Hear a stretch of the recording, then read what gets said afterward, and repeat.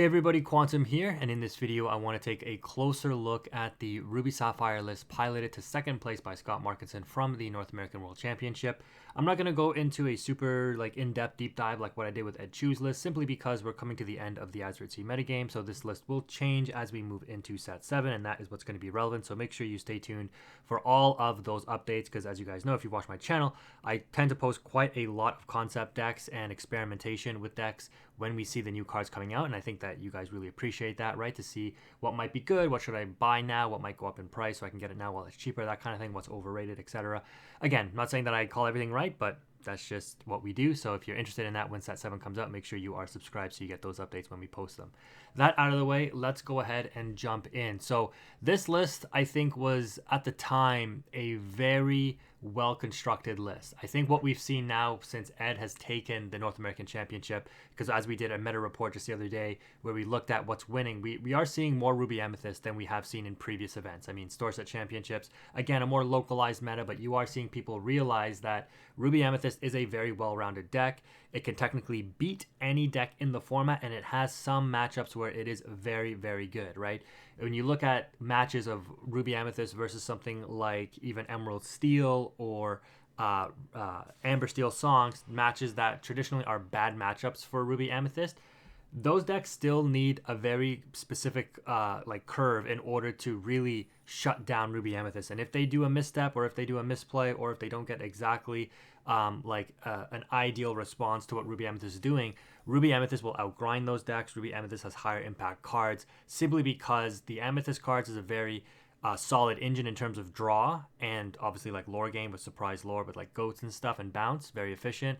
And then similar to Ruby Sapphire, which is why I'm going over this right now, in the removal options. And so what Ruby Sapphire aims to do is obviously use the ramping cards like Tipo, like Sail, like How Far I'll Go, in order to ramp their way to get to those very efficient removals. More so than what Ruby Amethyst plays, this deck, I think, can deal even better with things like Emerald Steel and Amber Steel. So if you're wondering, why would I play Ruby Sapphire over Ruby Amethyst? Ruby Amethyst is much more of a tempo-oriented game plan where you're playing one or two interactions in a turn, you're slowly building up your curve. You know, you're playing like a Sisu on 3, like the other Sisu, not the Daring Visitor, I think it's Emboldened Warrior.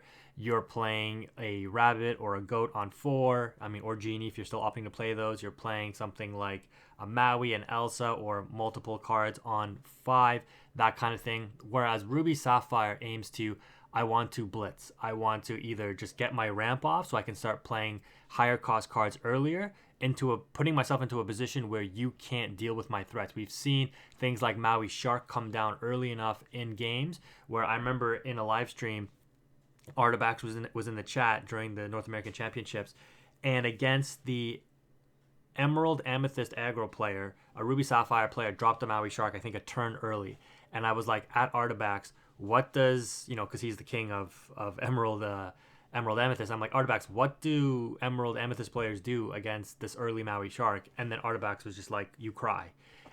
Because it just slows your whole game plan down. They're going to get back Brawls, they're going to get back Pirates' Lives, they're going to get back How Far I'll Go, just anything, Visions, etc. And they're just going to have total control of the game until you're able to deal with this Maui Shark. And so this is what this deck aims to do. It aims to lock up the game earlier while still having efficient ways to either ramp and or remove cards along the way so that they don't get blown up by aggro.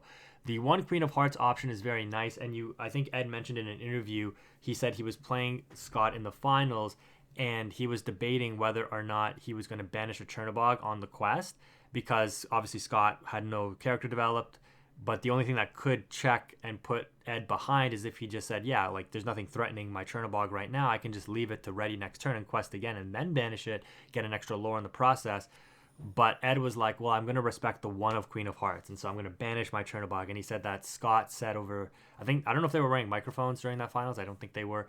But I think Scott was like, oh, you're so smart.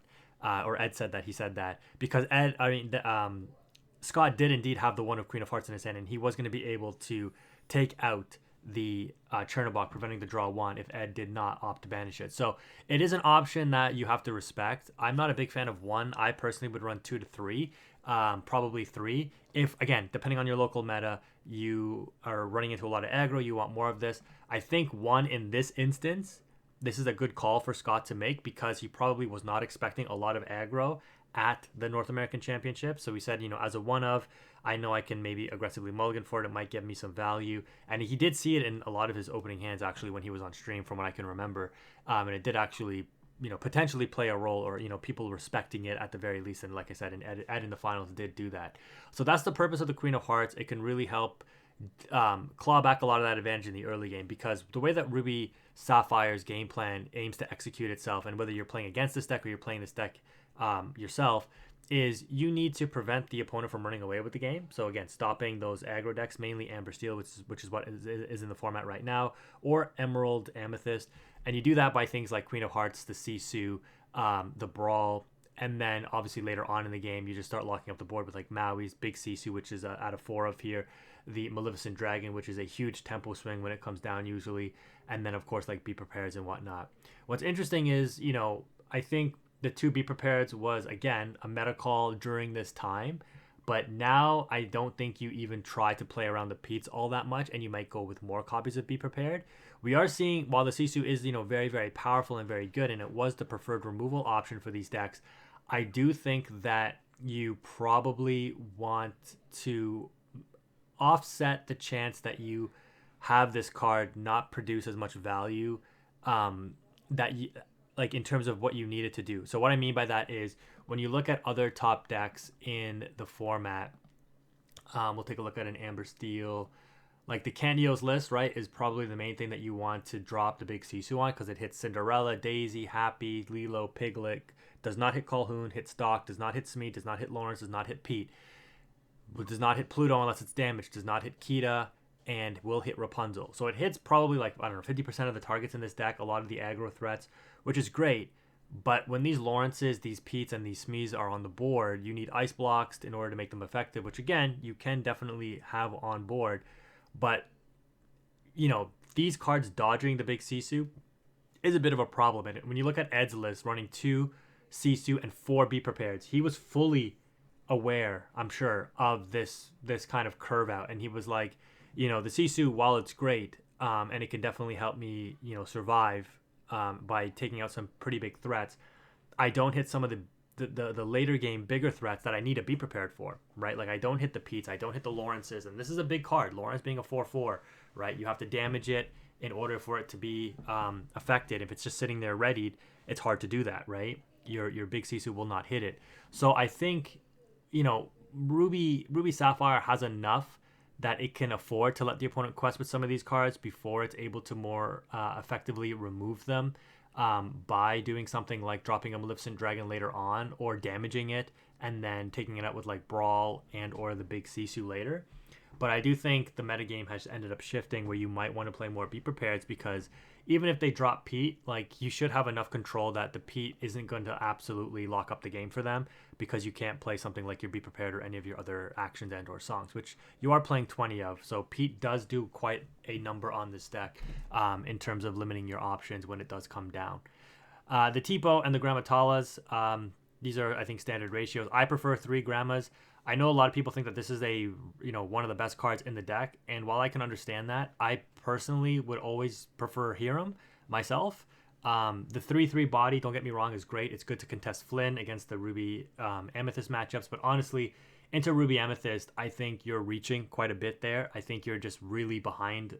You're going to be behind no matter what. Stopping a game 3 off of a Flynn probably doesn't make a difference unless you're playing a race game, in which case you would need to play Lucky Dime, which again is a big factor here. There is no Lucky Dime. This was a pretty much accepted standard as we saw Ruby Sapphire develop, but I do think Lucky Dime comes back into the deck because we've seen a rise in the amount of Ruby Amethyst that are being played, and you need Lucky Dime for that matchup. It's why Scott struggled so much against Ed. Scott played great throughout the tournament. He played pretty good in these matchups against Ed, and there was one match in particular, I think it was was it the first match or the third match or something, where Scott literally got like everything you would want as a red-blue player. He got like multiple Hirams, he saw his removal, he saw his ramp early, he had tons of ink, he had cards in hand, but it still wasn't enough to contest with Ed and his rabbit cycles, protecting his rabbits, having like 10 plus cards in his hand at certain points. And like I was like, man, if I was the Ruby Sapphire player and I got hands like what Scott had in any other matchups, I'd be like, there's absolutely 0% chance that I lose these games. But of course, against Ruby Amethyst, like they just outgrind you, right? They just do the grind game better than you do.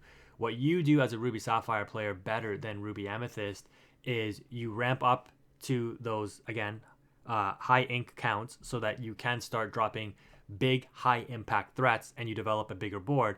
But when you're going up against Ruby Amethyst and they're like, make your board as big as you want, if you don't have ways to instantaneously gain lore, which again, Lucky Dime aims to do for this deck, I'm just going to clear your board out with Be Prepared. I'm going to make sure I have enough cards that I can deal with whatever threats you're dropping, and then I will outgrind you because my cards are more efficient in that way.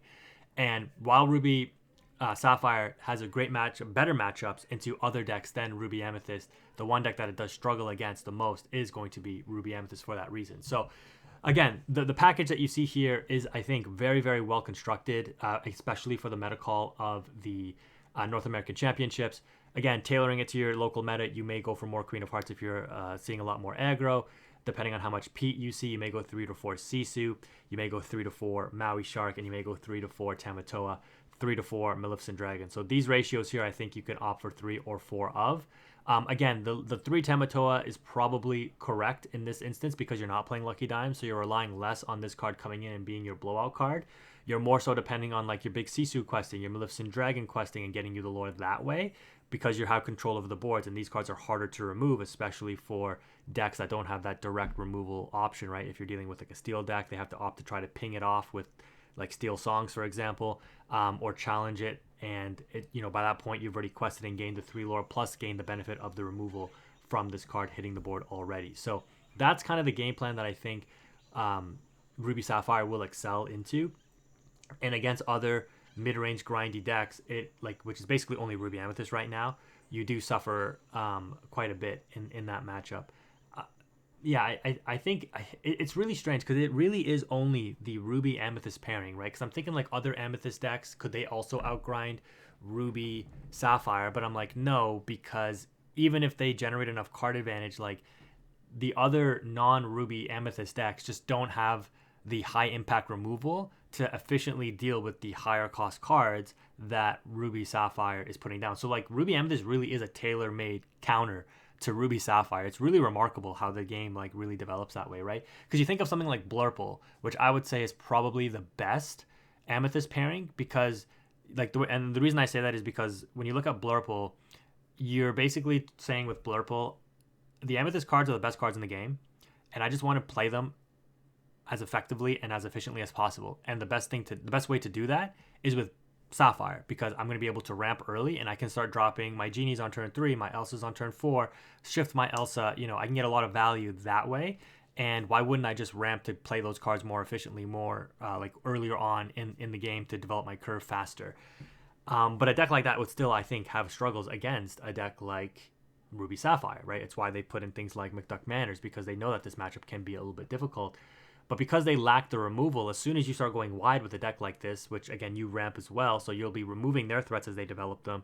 And then once you start dropping big Sisus, it's like, what do they do against that? They have to rely on Elsa tap down. They have to rely on like Hades removing it. They can't remove it any other way, right? So whereas Ruby Amethyst, the all-powerful Be Prepared, like Lady Tremaine's, Medusas if they're playing it, Brawls for, Brawl doesn't do too much against this deck except for really deal with the Hiram, which in and of itself is, you shut down this draw engine. That's huge, right? Like, what does Blurple do against Hiram? They have to let it quest and then hope to take it out with like a crab interaction or something, right? Whereas you saw in the finals, multiple games, Ed was like, yeah, I just, and I called it, right, in these matchups. If you watch my voiceover, I'm like, he's just gonna hold that Brawl, because as soon as he sees that Hiram hit the board, he's like, that's the only value you're getting off your Hiram. Brawl it away. Could other Ruby decks do work against Ruby Sapphire, right? When you're looking at this game from a metagame analysis perspective, what other Ruby decks are really in the format that are threatening Ruby Sapphire, except for obviously the mirror match? It's just Ruby Amethyst, right? There is no other Ruby decks that are really super popular, right? It's a lot of steel that is also being played with Amber, with Amethyst. There's really nothing else, right? I mean, there's again Emerald Amethyst, but that doesn't while it could be a good matchup into Ruby Sapphire, there's not too much else that that's going to really threaten the metagame here. So yeah, it is an interesting deck. It really doesn't have weaknesses outside of Ruby Amethyst, and so for that reason, I think you do make the meta call now. And again, this might change in set 7, but you put back in the Lucky Dime because again, you have a lot of ways to scry into it, right? With divisions, with all of the redraw, with Sail and Popsicle, and then Hiram and Grandma, and so on and so forth, how far I'll go, etc. And you really hedge yourself on seeing that Lucky Dime in order to close the game out against Ruby Amethyst. Again, it's still going to be a bad matchup for you, but at least you have a way to counteract the Ruby Amethyst deck. And yes, the Lucky Dime will make your matchups into the other aggro decks worse, because if you see that Lucky Dime, it's likely too slow to actually do anything. You need to focus on your other aspects of your deck in terms of the removal, like ramp to remove. But you do still need that alternative control option. It'll be really interesting to see if in set 7 we do get another form of like non-questing Lorcana. I mean, you do have Pirate's Life, but that's just not enough against Ruby Amethyst. Because again, you have to try to proc Shark multiple times in order for this to actually be effective, and they're going to remove your Shark, right? Like that's again the Ruby side of the Ruby Amethyst deck. It has the removal to deal with your threats, and then it has the Amethyst cards to outgrind you. So it's like a very unique pairing, right? And I'm focusing on this matchup here because again, this deck is really the best deck of the Azuret Sea format, but it has that one Achilles heel in the Ruby Amethyst deck that really puts it in checkmate, really. And again, you saw that in the finals here. So the ratios here are very nice. The one hideaway I think is also a really great meta call. We saw library be a big thing, but one hideaway against one library when there are 3 more in the deck, that's not going to really do too much. The hideaway on a McDuck Manor, though, is really, really important if you're able to get that off against Blurple, for example. It can be like a game-winning play. And then especially being able to recur it with Maui Shark. So Maui Shark just checking the questing ability of these other decks, right? It's so powerful. And again, you saw that against it wasn't Scott's match, I don't believe, when the Ruby Sapphire player faced against a Emerald Amethyst player, and the Shark came down, and then the Emerald Amethyst player was like, yeah, I guess I really shouldn't quest here. He ended up forcing the player to be prepared his own board, which ended up getting rid of the Maui Shark. And I think he had to do that. But the Ruby Amethyst player, that was the only thing he can do, is I have to make you remove your own Shark. I can't let you exert this thing and actually challenge one of my characters, because I think at that point the Ruby Sapphire player had a number of different actions that he could have recurred. So yeah, it's going to be really interesting. And Maui Shark is again one of those cards that it's a scary card. I mean, it's very expensive right now, but I do think that this is a card that potentially, similar to Ariel, Spectacular Singer, similar to Ursula, Deceiver of All, these are cards that, as we get more actions, as we get different ways to, give this character rush, whatever it might be, make this interaction more useful, it's a card that could get more powerful over time. And that's a scary thing for a deck like Ruby Sapphire. We know that Ruby is likely going to get more removal options in the future, right? It's the removal ink color.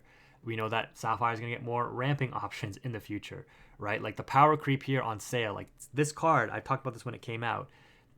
Look at how many Sapphire decks came up into the meta from the previous set with set 5. And a lot of it was because of Sail. Literally, Blurple got put on the map because of a card like Sail. This card does so much to enable Sapphire decks. It's actually scary. So yeah, they have literally, these are honestly 2 of the best spells in the game, best actions in the game. Vision of the Future, I've already talked about this. This card is just mind-boggling to me that this is, you'd play this, this card comes out not limited. Again, my Yu-Gi-Oh players, Pot of Prosperity, just whatever cards you need, just dig 5 into your deck and just pick one out. It's just insane to me. And then the redraw off Sail plus the additional ramp option, which is again what you want to do with Sapphire. The scary thing is, and again, this is, again, I'm kind of getting off topic here, but with the introduction of dual inks, which we know are now coming in set 7, they can now play around the fact that if they give Ruby or Sapphire another very powerful draw spell, because obviously this Ruby Sapphire still hinges around Hiram, in my opinion. You need to see your Hiram, and you will see it, because again, you have to scry cards in order to fish for it. But if the Hiram survives and you quest with it, you likely win the game. Again, in any non-Ruby Amethyst matchup. But draw 4 off this thing is insane. Do we get more efficient items to use with Hiram as well? Do we get more redraw items? That's also kind of scary, right? Like there's the development of this deck moving forward is quite scary, but you can see why it's so powerful, right? It has answers to almost every deck in the format except for the unique pairing of Ruby Amethyst, which again you can hedge against a little bit with introduction of a Lucky Dime. But in general, yeah, that's the breakdown of the deck. So let me know what you think. Again, the rest of it here is pretty standard. The 9 items, neither here nor there. You can opt to play like other tech options like Shield of Virtue or whatever. But you know these 3 items here are probably the most efficient that you want to play. Again, the Vitalosphere very rarely will proc unless you really do see value off of getting the Maui Shark interaction off right away. Other than that, though, I do think the Ice Block Sisu interactions are going to be a force in the metagame continually moving forward. So you know this ink pairing here is it's going to remain to be a solid ink pairing overall. But yeah, that's going to wrap it up for this video, guys. Let me know what you think. Thank you again for watching. If you made it this far, Quantum is out.